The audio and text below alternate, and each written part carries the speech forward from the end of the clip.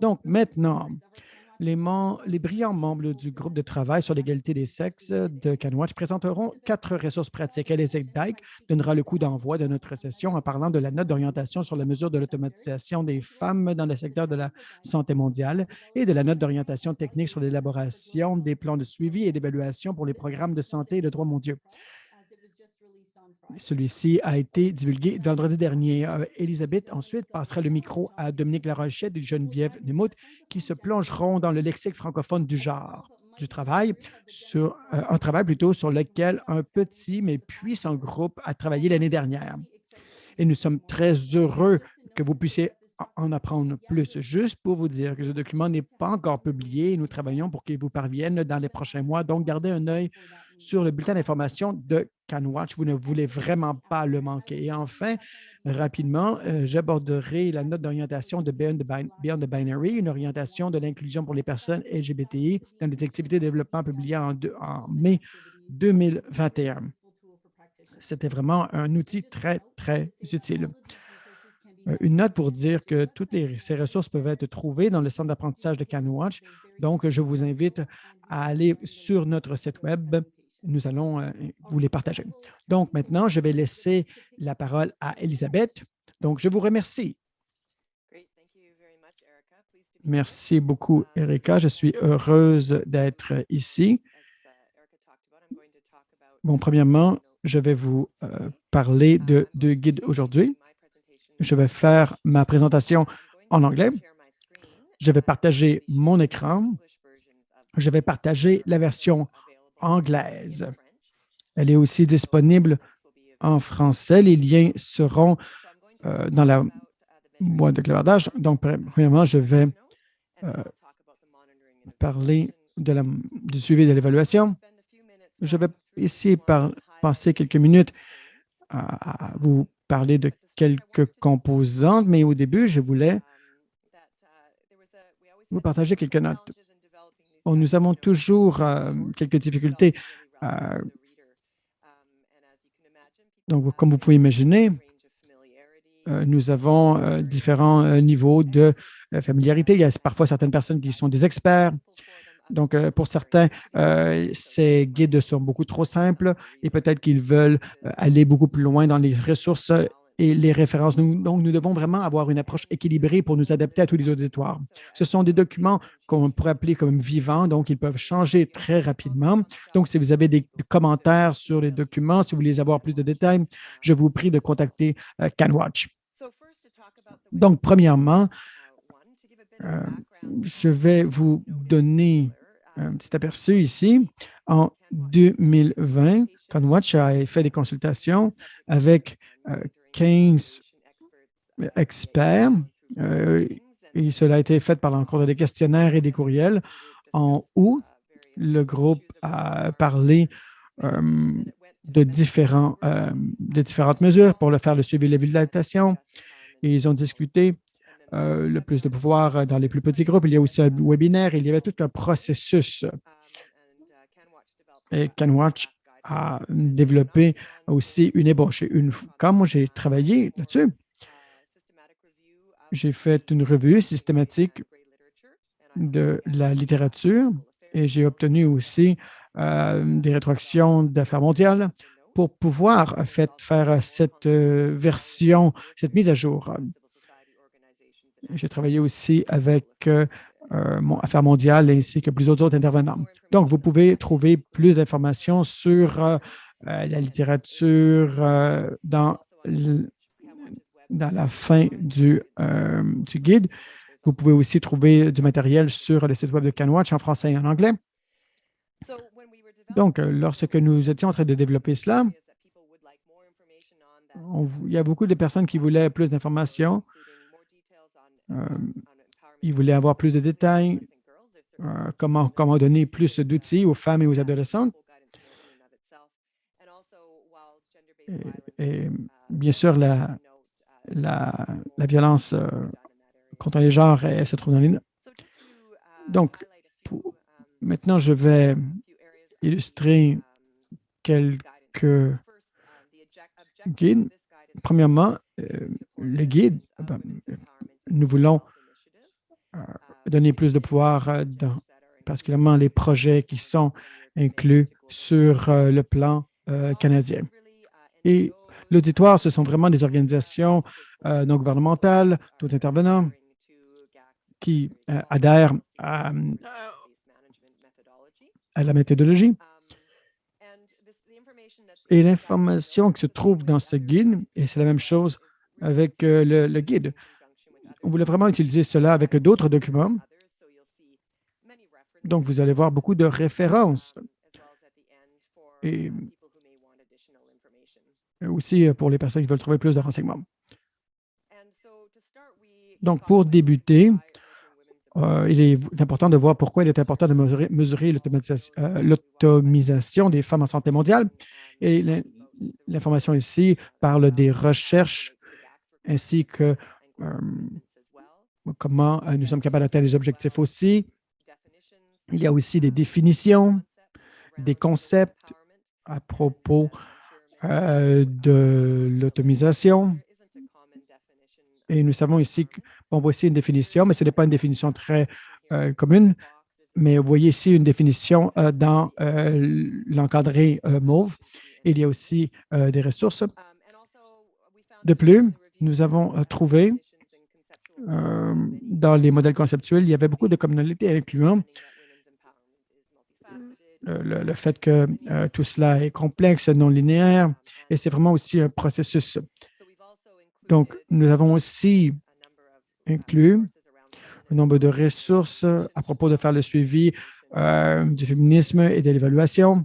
Cela vient de beaucoup de sources. Ensuite, nous avons au point 3, les considérations pour la mesure de l'automatisation des femmes. Nous savons qu'il y a des enjeux de santé. Et bon, il y a qui prend les décisions à la maison, la santé de la reproduction, tout cela est critique. Et cela se traverse plusieurs domaines.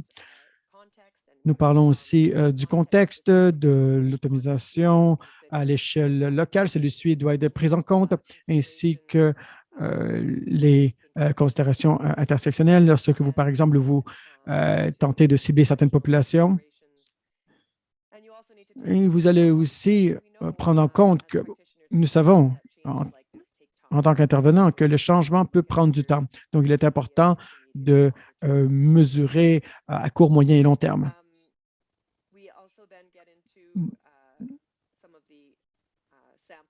Nous avons aussi quelques échantillons et indices qui sont utilisés dépendant du contexte. Donc, il y a une liste ici sur laquelle vous pouvez vous référer.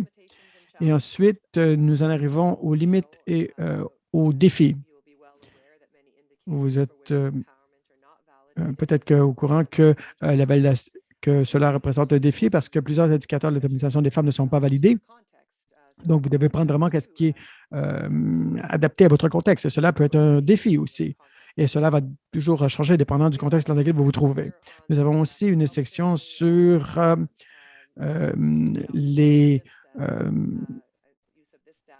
l'utilisation de ces données.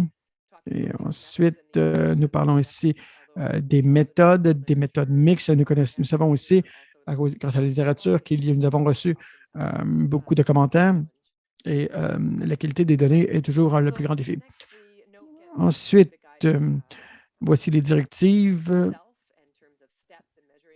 Voici les étapes pour mesurer l'automisation des femmes. On parle ici des théories du change.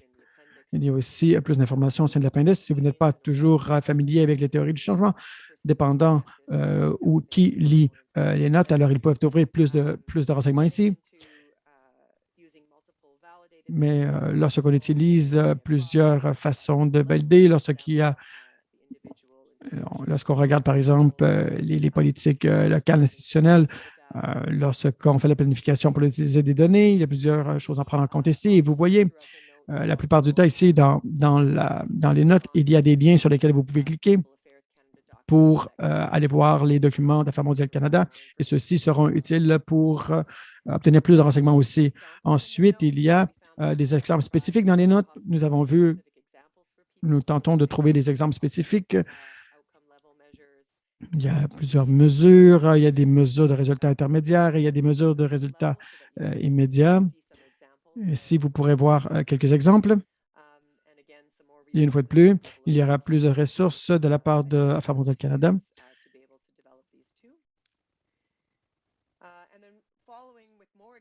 Ensuite, ici, il y a plus d'exemples. Lorsqu'on regarde à la page 16 et 17, vous voyez ici un tableau avec des résultats dépendant de divers domaines à court, moyen et long terme. Vous avez ici le niveau de résultats, le changement, le domaine, l'exemple indicateur et les méthodes et ressources. Et nous avons travaillé avec Affaires mondiales Canada et nous avons ici des exemples spécifiques que nous pouvons utiliser en termes de développement et d'indicateurs. Il y en a ici, il y a plus de références sur lesquelles vous devez voir.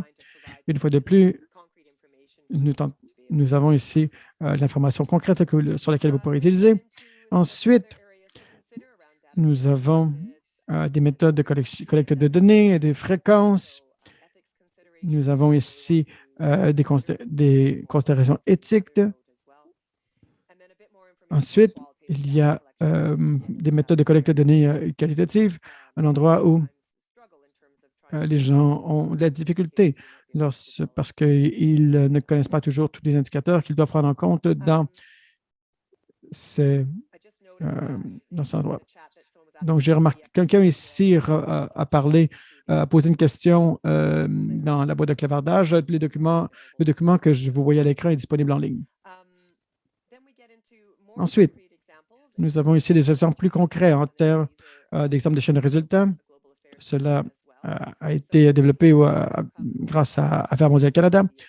Il y a aussi il y a différents résultats, indicateurs, sources de données, méthodes de collecte des données, de fréquences.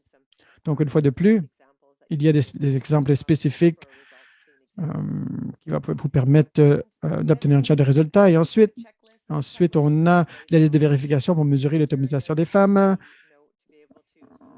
Cela vous permettra de mettre en lumière certains éléments et vous pourrez avoir un sommaire de qu'est-ce qui était. Vous aurez une théorie de changement, les domaines de l'autonomisation des femmes, la co-création, comment celles-ci sont validées, est-ce que vous vous êtes adapté au contexte et au travers des niveaux sociaux, écologiques, quelles données vous utilisez, quels sont les indicateurs connexes, les méthodes souples et les données utilisées pour l'apprentissage et le rendement. Ensuite, il y a beaucoup d'informations dans l'annexe pour ceux qui veulent plus de détails. L'annexe A parle des méthodes utilisées pour rédiger la note d'orientation. Donc, il y a aussi la liste des références académiques incluses dans l'examen, ça c'est l'annexe B. Et ensuite, il y a toute la littérature qui est inclue, les sources, si vous voulez plus de détails. Il y a aussi une liste de littérature grise incluse dans l'examen.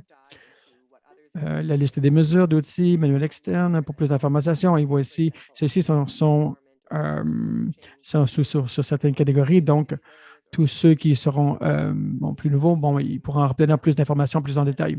Et ensuite, il y a une liste de différents documents qui pourront vous être utiles aussi. Bon, voilà un aperçu rapide du Guiternic pour mesurer l'autonomisation des femmes dans le secteur de la santé. Et l'intention ici, nous voulons développer un plan pour mesurer l'autonomisation des femmes dans le secteur de la santé. Donc voilà, ce document est disponible en anglais, en français, en ligne. Bon, je vois ici qu'il y a, voilà, quelqu'un l'a copié dans la boîte de clavardage.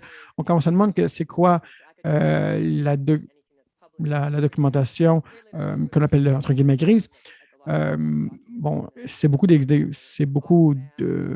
documents qui viennent de sources telles Oxfam ou l'Organisation mondiale de la santé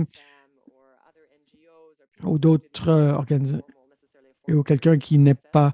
ce sont des documents qui n'ont pas été vérifiés par les pairs. Donc, c'est beaucoup plus facile, bien entendu, de trouver la littérature grise. Mais la littérature grise, la plupart du temps, et beaucoup plus de renseignements qui sont beaucoup plus intéressants parce que nous sommes vraiment capables de voir ce qui se passe sur le terrain. C'est par exemple la fondation Bill et Melinda Gates. Donc, il y a beaucoup de personnes. Donc, je vous remercie d'avoir posé la question. Maintenant, je vais passer au prochain guide. Non, je sais que je devrais. Nous avons aussi parlé plus tôt. Si quelqu'un parle beaucoup trop rapidement, alors je dois m'assurer que je ne parle pas trop vite pour que je puisse ici répondre à vos questions. J'espère que l'interprète est tout de même bon, dans ma tête, je parle pas lentement. Je parle lentement plutôt. Le prochain, c'est le guide, comme qu'a mentionné. Celui-ci vient d'être publié en vendredi. Donc, je n'ai pas toutes les pages devant moi, mais celui-ci vient tout à fait d'être. Donc, vous allez voir ici, les liens sont présents. Donc, celui-ci a été fait conjointement avec Affaires mondiales Canada. Et nous avons beaucoup travaillé avec des organisations gouvernementales, mais l'un des défis, comme je l'ai mentionné au début, c'est que les gens de différents niveaux d'expérience dans des domaines différents. Donc, par exemple, nous avons une section, il y a certaines personnes qui voulaient répondre à certaines questions qui étaient spécifiques. Donc, d'autres personnes se demandaient que c'était quoi l'échantillonnage. Et nous avons... donc, on voulait vraiment s'assurer que tout cela soit court.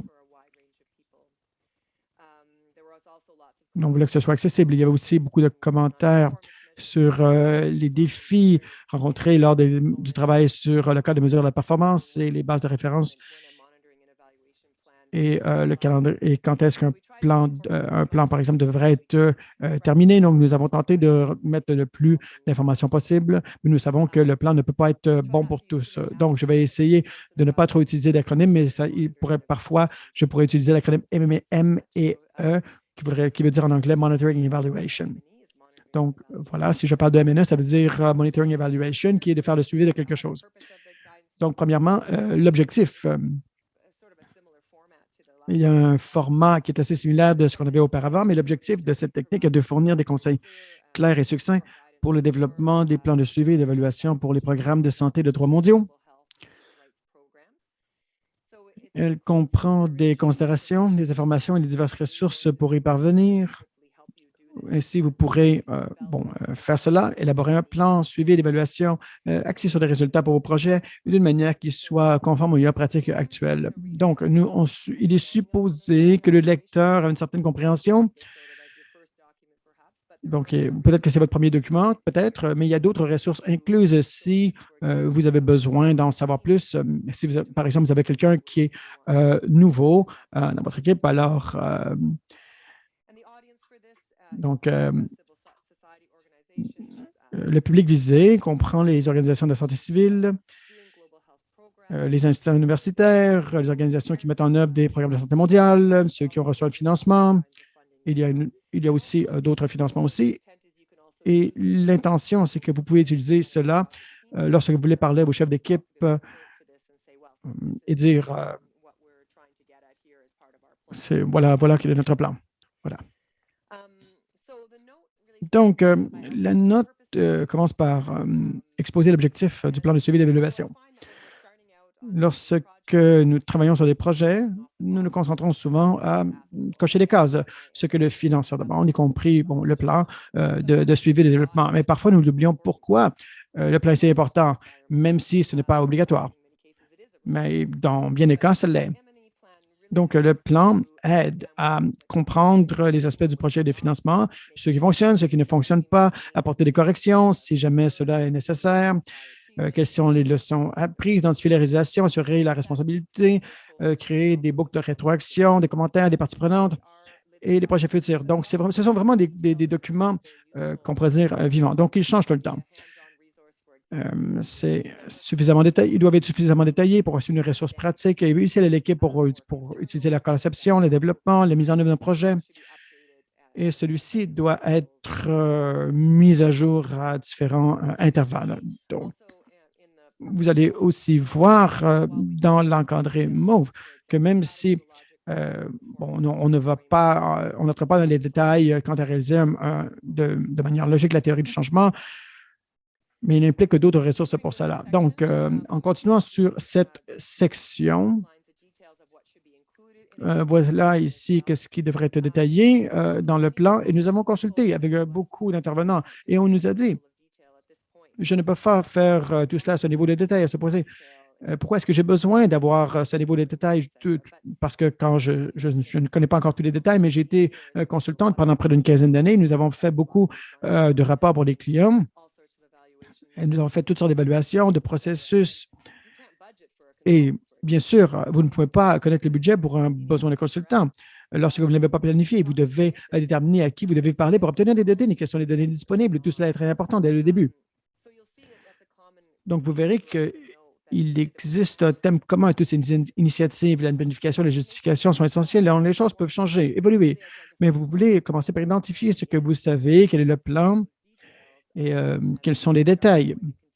Donc, c'est un point de départ. Et ensuite, vous tentez d'avoir le plan le plus détaillé possible. Donc, nous avons aussi inclus au bas de la page 6 quelques ressources pour ceux qui sont moins familiers avec le suivi et l'évaluation en général.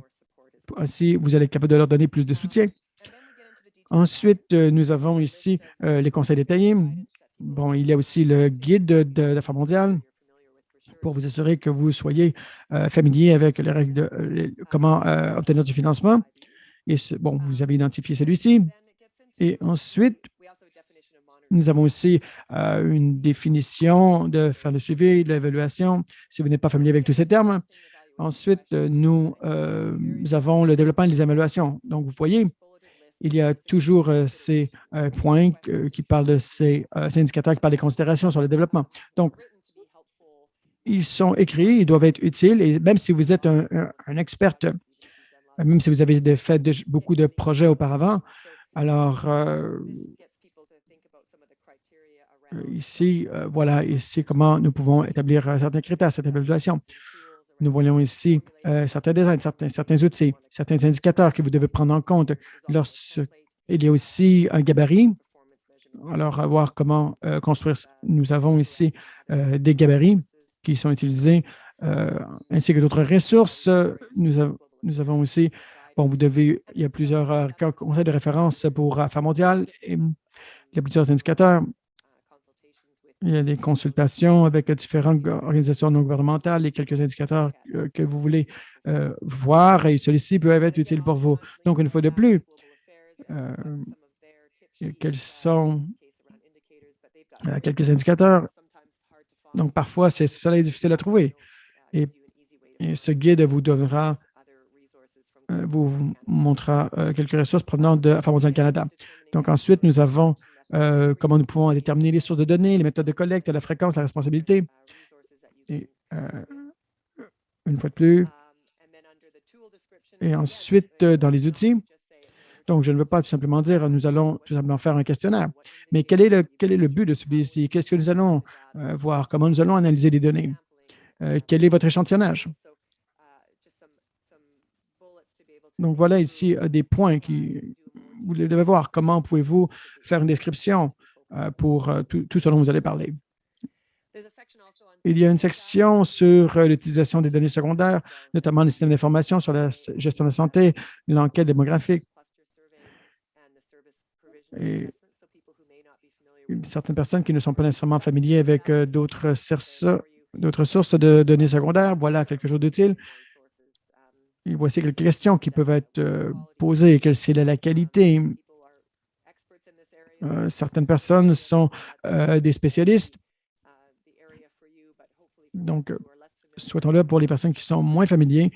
Donc, si par exemple, ils veulent avoir plus de connaissances sur ceci, alors ils pourront trouver des ressources. Ensuite, il y a une section sur l'échantillonnage.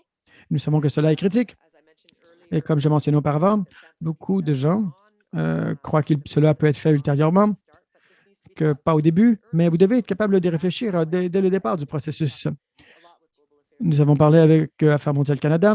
quant à l'importance de trouver une justification pour cela. Donc, est-ce que vous êtes capable de vraiment expliquer pourquoi et pourquoi est-ce que vous faites ceci ou cela? Pourquoi est-ce que nous utilisons bon, nous utilisons il y a aussi nombre de ressources que pour les personnes qui veulent plus d'informations. Pour, si, par exemple, vous n'avez pas besoin de vous inquiéter pour ça, mais si vous voulez plus d'informations, il y a plus d'informations au sujet. Définir les cibles, il y a beaucoup de gens qui disent qu'il ne devriez pas avoir à définir les cibles jusqu'à ce que quelqu'un vous demande de le faire. Alors, comment le faire? On donne des suggestions à comment faire en utilisant des données secondaires ou de l'expérience précédente ou la recherche ou les approches participatoires avec les groupes et essayer de trouver la logistique pour les cibles. Donc, vous avez fourni des considérations pour l'utilisation des cibles. Et encore là, en revenant aux affaires mondiales, aux ressources également, donc on peut toujours revenir là-dessus. Et plus de questions avec la collecte de données et d'autres questions à envisager lorsqu'on fait la collecte de données. Moi, j'en ai une liste comme celle-là. C'est la raison que c'est la liste que moi j'utilise avec les clients. C'est facile à oublier certains de ces trucs-là. Donc, c'est toujours bon d'avoir la liste pas loin pour dire, ah oui, oui, oui, je sais qu'il faut que je fasse ceci, il faut que je me souvienne de ça. Et il faut le faire de façon précoce pour parler aux considérations pratiques et, au niveau de cette collecte de données et comment on va passer ça en revue et également sur la gestion des données, le flux et voir comment on peut faire dans ce secteur et les analyses. Est-ce que vous voulez avoir un plan d'analyse pour chaque indicateur, chaque outil, voir qui va le mener, quel logiciel vous allez utiliser, est-ce qu'il va y avoir de la COVID? Donc, songez à ces détails. Donc, les gens disent, ouais, c'est très précoce dans le processus, mais si vous le faites maintenant, dans l'évaluation, ça va vous épargner beaucoup de temps et d'efforts plus tard et ça va vous aider dans votre budget également. On a également une section semblable sur les rapports et avec le guide GAC sur les rapports sur les résultats. Puis il y a un rapport de ligne de base parce que c'est souvent un défi pour beaucoup de gens. Et donc, on a un résumé sur les entêtes qu'on veut inclure également. Puis, il y a une section sur les budgets. Ça rentre dans les choses qu'on veut envisager au niveau du budget. Plusieurs d'entre vous en ont fait plusieurs et vous êtes experts, mais d'autres pensent peut-être, est-ce que j'ai tout couvert? On a peut-être oublié les tests pilotes, par exemple, une liste qui va vous aider à passer en revue tout ce dont vous avez besoin pour votre budget. Et puis les plans d'apprentissage et l'utilisation, le partage, ce qu'on va utiliser, apprendre et des questions clés sur la façon de passer en revue le plan d'apprentissage. Puis des principes importants, les considérations sur les implications de la COVID-19. Je pense que tout le monde fait des évaluations. Les gens tous connaissent un peu la COVID-19 et donc les ressources et des webinaires, on peut réviser ces choses-là au niveau des enjeux, comme on poursuit les problèmes de la COVID. Aussi des considérations d'ordre d'éthique. C'est un secteur vraiment très important. Je suis allée à peu près à 14 pays au niveau des éthiques. Parfois, on n'a pas besoin d'avoir d'approbation éthique, mais la plupart des pays le demandent et également un plan de transfert pour tout donner au Canada. Et on devrait se centrer sur la décolonisation et les approches participatoires. Il faudrait examiner ça de plus près. Donc, j'ai inclus une liste des comités et également d'autres considérations à songer lorsqu'on fait ça. Donc, il y a des informations là qui pourraient vous être utiles et qui ajoutent des références à d'autres également. Et des atténuations de risques, des réactions, c'est un rapport où souvent il y a les risques habituels, des choses que j'ai faites précédemment, mais c'est vraiment un moment important de penser à quels sont mes risques et comment je peux les atténuer. C'est vraiment très important dans votre planification et il y a des liens des affaires mondiales qui peuvent vous amener à ces tableaux également. Et également des idées au sujet de l'évaluation de la capacité au sujet de l'évaluation et également des principes de CERAF. Vous pouvez revenir aux autres notes explicatives précédentes, également l'antiracisme, les principes de décolonisation. Donc, il y a plusieurs livres là-dessus, mais également simplement pour vous montrer qu'il y a des livres, d'autres ressources à envisager pour ça.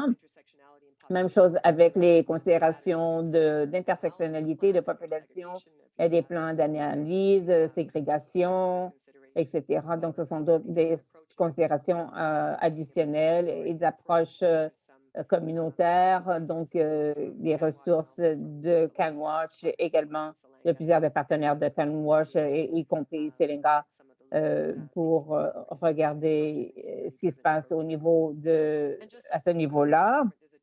Et également, il y a une liste de vérification détaillée sur tout ce qui est à considérer et les choses qu'il faut réviser. Donc, il y a beaucoup plus de détails parce que je sais qu'il manque de temps.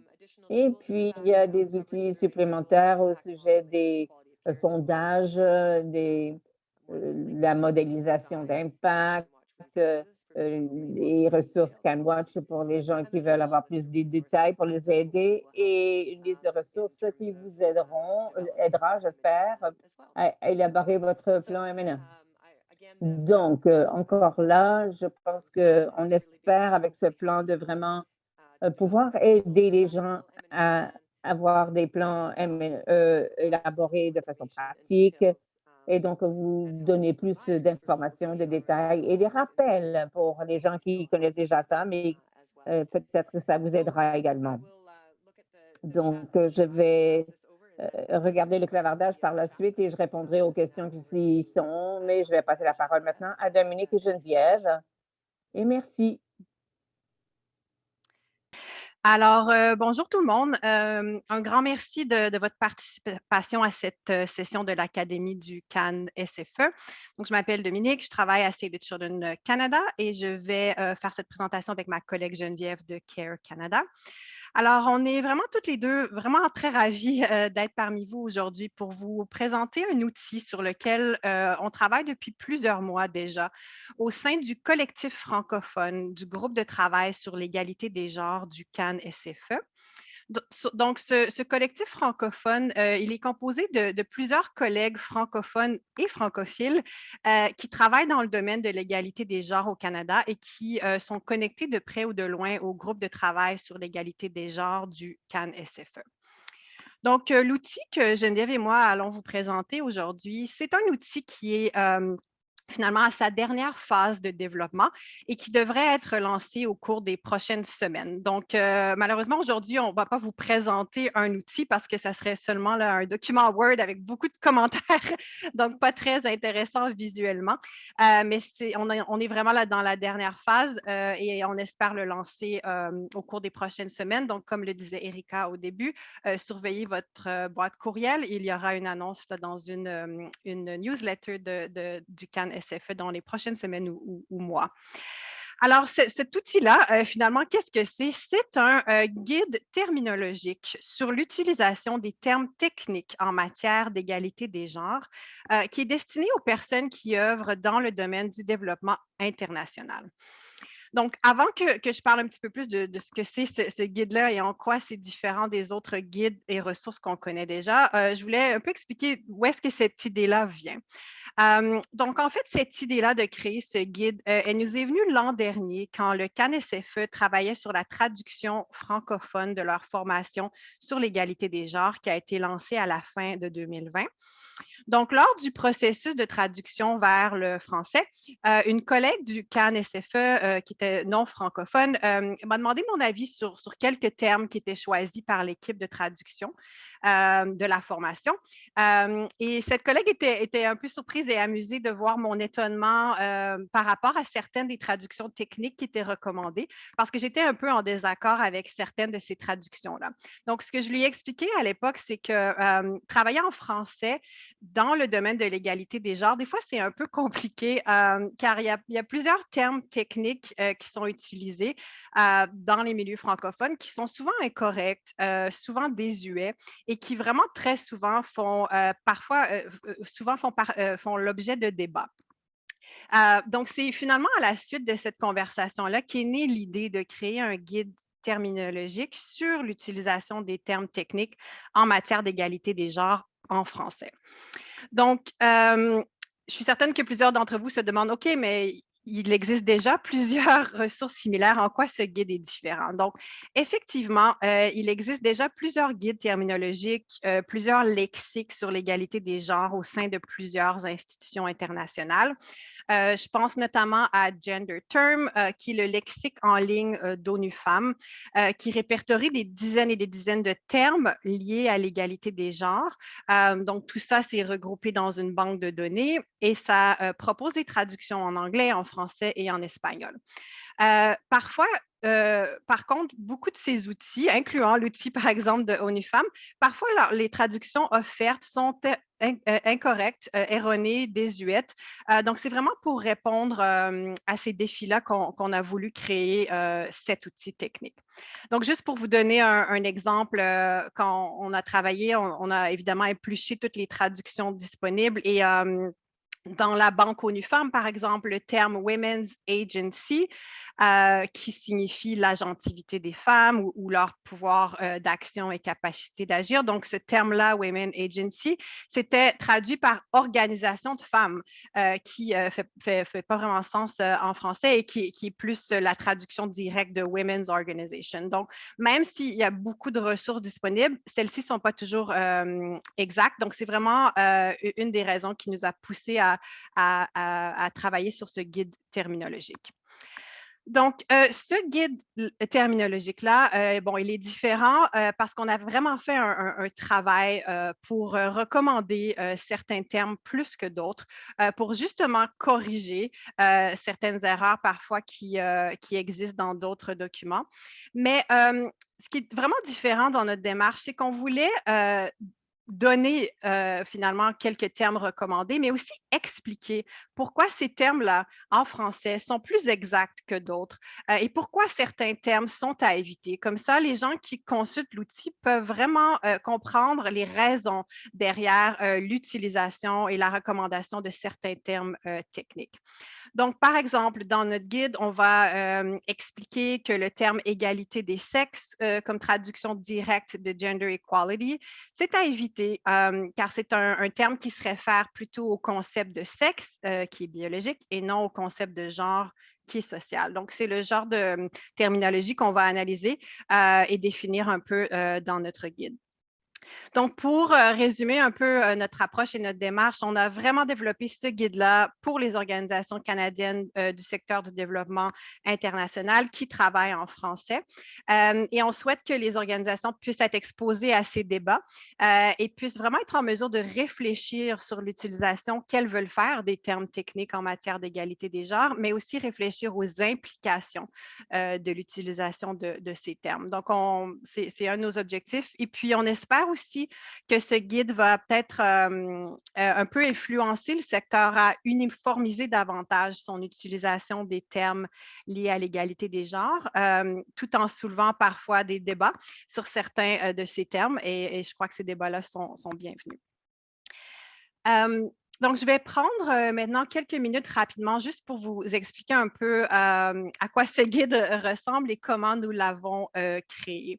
Donc, juste avant de faire ça, je voulais seulement reconnaître rapidement l'apport des personnes qui ont contribué au guide parce que c'est vraiment un travail qui s'est fait un peu, je dirais, là, sur le coin de la table, là, personne n'avait vraiment le temps, mais tout le monde était tellement passionné et tout le monde a investi de son temps personnel dans ce document-là. Donc, je voulais juste mentionner brièvement l'équipe.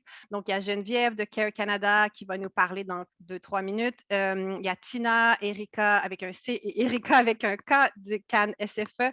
On a Mélodie, anciennement du CAN SFE, Rebecca et Raphaël de la Croix-Rouge, Julie de WaterAid, Nathalie d'Affaires mondiales Canada et Catherine, anciennement du CUSO. Donc, un grand merci à toute l'équipe.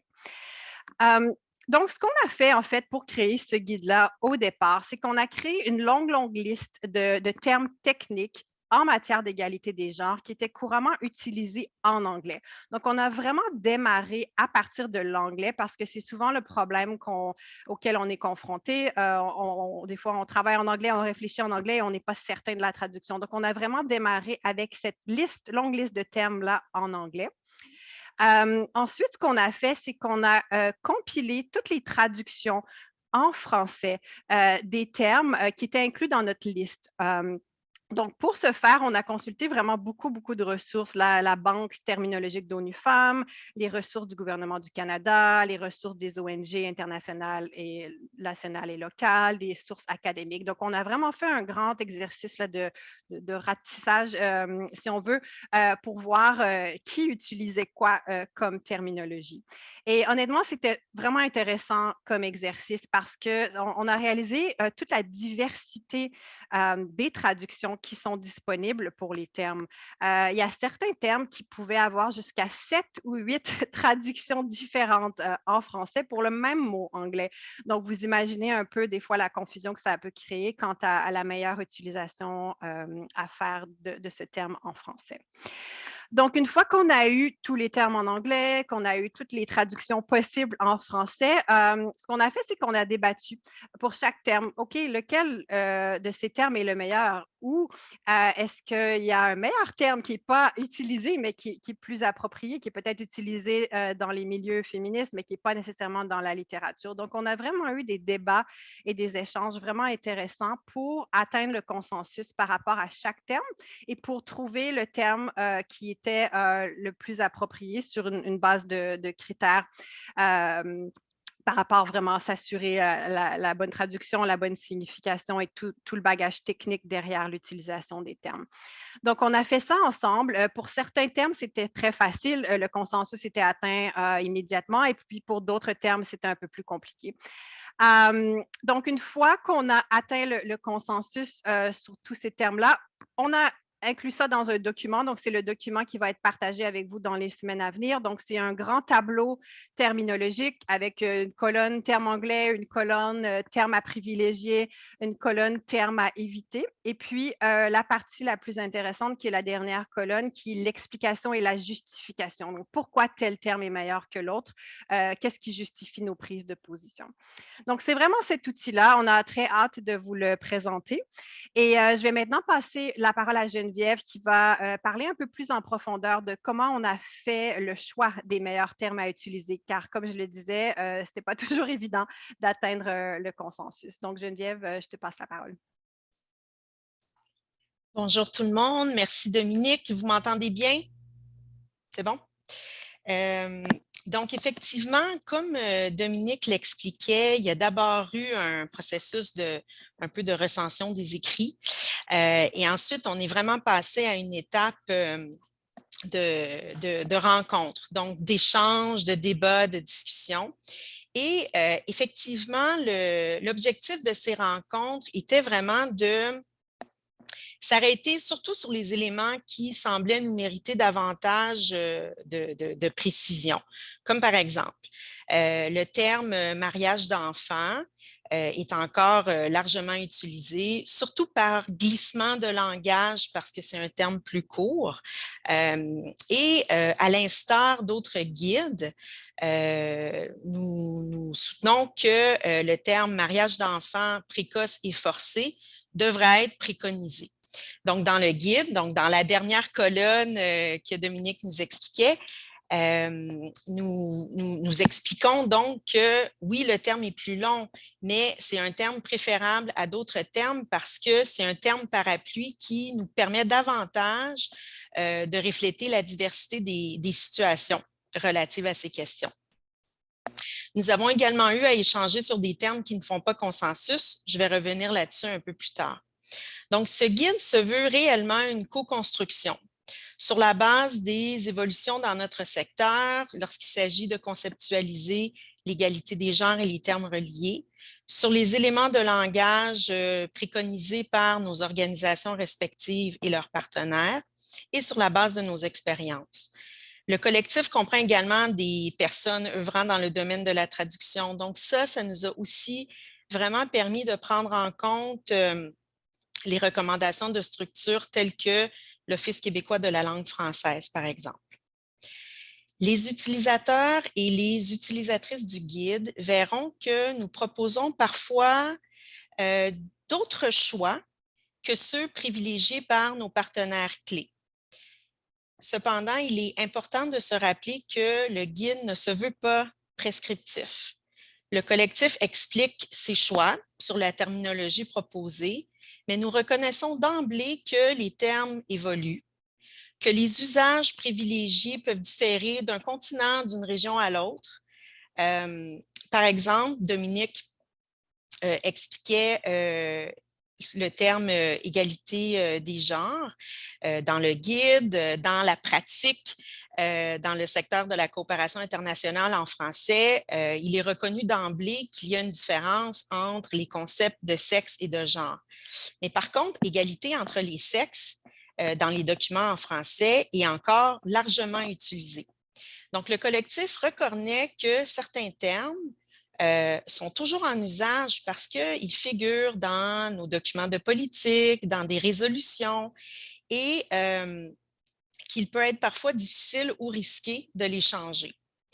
D'autres termes comme agentivité, qui est utilisé pour traduire agency, est largement utilisé au Québec, mais moins ailleurs dans la francophonie.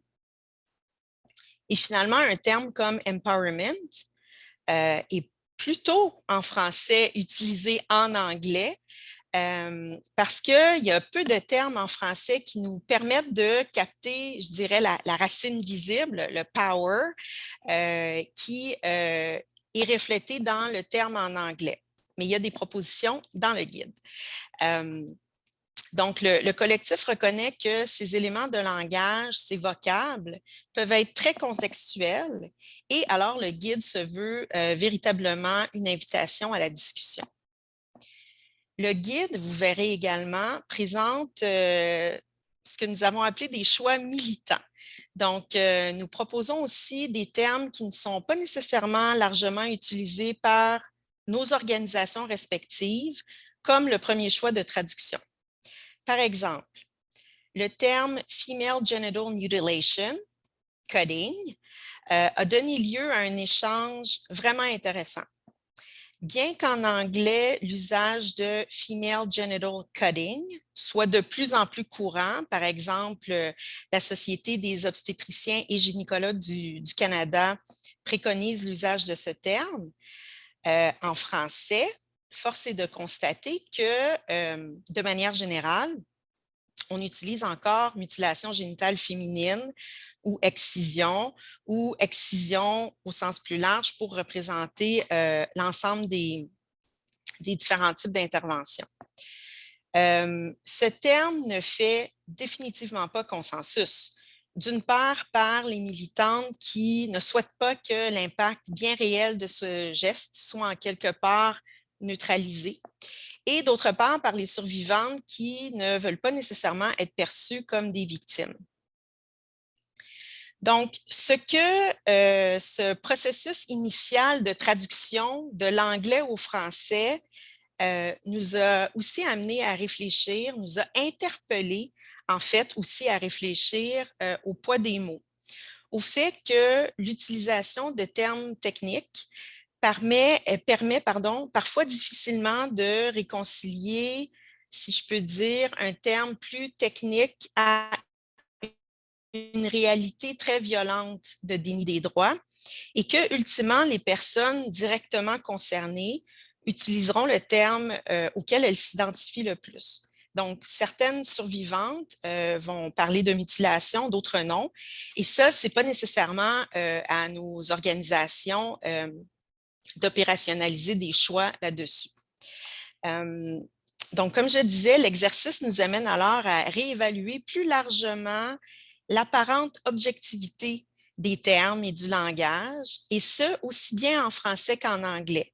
Empowerment en anglais est un autre exemple. Ce terme est critiqué depuis longtemps, bien qu'encore utilisé partout. Donc, la présente discussion aujourd'hui, nous l'espérons, participera vraiment à ouvrir cet espace de discussion dans le secteur de la coopération canadienne. Quelles seront les prochaines étapes? Donc, comme le disait Dominique, le guide sera lancé dans les prochaines semaines en ligne sur le site du CAN-SFE. La proposition du collectif est un document vivant. C'est réellement un processus qui se veut itératif et nous aimerions grandement recevoir vos commentaires, vos suggestions et voire même des nouveaux termes à ajouter au guide. Et finalement, de notre part, à Dominique, à moi, ainsi que de la part du collectif, nous vous remercions grandement pour ce moment d'écoute et, je l'espère, d'échange aujourd'hui. Et nous avons vraiment hâte de vous lire et d'échanger avec vous. Et maintenant, je vais passer la parole à Erika et Dominique et moi allons voir s'il y a des questions dans l'espace de conversation. Merci beaucoup. Thank you so much. Merci beaucoup. Merci Geneviève, Dominique, Elisabeth d'avoir partagé. Je sais qu'on me reste très peu de temps, donc je vais y aller tout de suite sur les notes explicatives sur les gens binaires et vous donner une idée de ce à quoi ressemble le document. Je vous encourage à vous-même donc d'aller le passer en revue et de regarder les ressources qui dépassent plus de 70 pages. Donc, il y a beaucoup à lire. Alors, je vais vous parler de comment la trousse et les aptitudes pour commencer à identifier les occasions d'ouvrir l'espace pour avoir des expressions plus larges partout au monde. L'expression des sexes et des expériences qui existent du côté du binaire, modèle binaire, pardon. On veut aller donc accroître notre compréhension des cadres non binaires pour aider à la programmation. 2, identifier les outils associés et les pratiques exemplaires pour aider à nous engager dans les discussions sur l'identité des sexes, la programmation, la surveillance, l'évaluation. Pour l'inclusivité, la santé mondiale et l'égalité des sexes et sa programmation. Donc, on veut réagir à ces besoins. Et donc, voici la trousse. Et cette trousse a été élaborée par les organismes qui veulent inclure les membres LGBTI. Et il y avait 3 parties. Donc, si vous accédez au lien qu'on a partagé, vous allez pouvoir l'ouvrir et si vous regardez le contenu, vous allez pouvoir la portée de ce document, ce que ça couvre, mais simplement donc le mettre en lumière. La première partie, donc les notes explicatives, c'est au sujet donc des notes, les caractéristiques, comment on peut les définir, comment on peut les évaluer, en collectant des données sur les gens LGBTI. Et également, donc, on a des connaissances au sujet de la population LGBTI. Et la deuxième partie, ça examine l'impact sur le stigmatisme au niveau mental et physique sur les LGBTI. Et donc, il y a des femmes donc, dans les minorités sexuelles. Et la troisième partie insiste sur les avantages des collectivités LGBTI locales et suggère des façons de s'identifier, de trouver des organismes, sociétés. Et donc, on regarde les mesures.